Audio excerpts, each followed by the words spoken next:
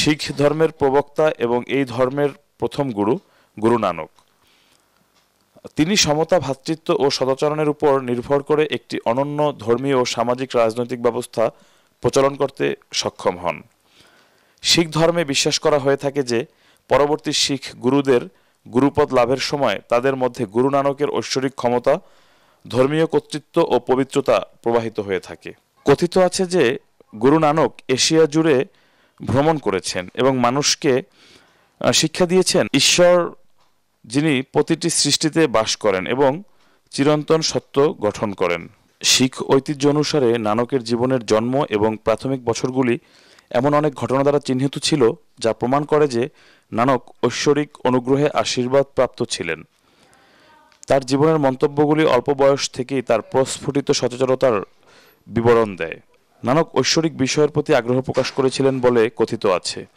7 বছর বয়সে তার বাবা তাকে গ্রামের স্কুলে ভর্তি করান রীতি অনুযায়ী। মূলত এই ধরনের কেন্দ্রগুলো উপাসনালয়। এখানে বিভিন্ন ধরনের প্রার্থনা করা হয়ে থাকে। গুরু নানকের ভক্ত অনুরাগীরা আসেন, তারা প্রার্থনা করেন এবং সকল কেন্দ্রগুলো থেকেই এভাবে খাদ্য সামগ্রী সরবরাহ করা হয়ে থাকে সকলের মাঝে। মূলত এই প্রথাকে বলা হয়ে থাকে পাঞ্জাবে লঙ্গর প্রথা, অর্থাৎ লঙ্গর দেয়া হয়ে থাকে, যেটাকে লঙ্গর খানাও বলা হয়ে থাকে।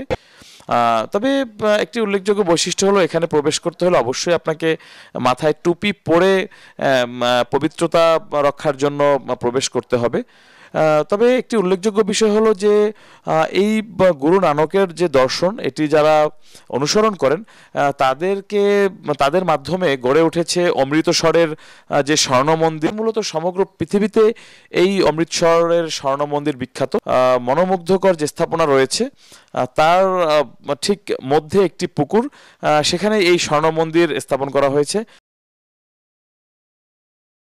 প্রতিদিন হাজার হাজার বিভিন্ন ধর্মের, সকল ধর্মের নাগরিকরা তারা এখানে আসেন এবং এই স্বর্ণ মন্দির সেটি পরিদর্শন করেন এবং অনেকে এখানে প্রার্থনা করেন এবং মঙ্গল কামনা করেন। পথে প্রান্তরে গুরু নানকের অনুসারীরা তারা এই মানব সেবার যে মহৎ ব্রত, এটিকে ধারণ করেই এ ধরনের খাবার সড়কের ধারে দাঁড়িয়ে পথচারীদেরকেও সরবরাহ করেন। অনেকেই চলন্ত পথে একটু ক্ষুধা নিবারণ কিংবা ক্লান্তি নিবারণের জন্য এ ধরনের দুগ্ধ সামগ্রী যেগুলো সরবরাহ করা হয়ে থাকে, কখনো চা সরবরাহ করা হয়ে থাকে, চায়ের সঙ্গে অন্যান্য কেক, বিস্কিট এ ধরনের খাবারও সরবরাহ করা হয়ে থাকে। খুবই অবাক করা বিষয় হলো যে একেবারেই মানসম্পন্ন খাবার এভাবে বিনামূল্যে বছরের পর বছর রাত দিন 24 ঘন্টা বিভিন্ন কেন্দ্র থেকে, বিভিন্ন মুক্ত স্থান থেকে নাগরিকদের জন্য সরবরাহ করা হয়ে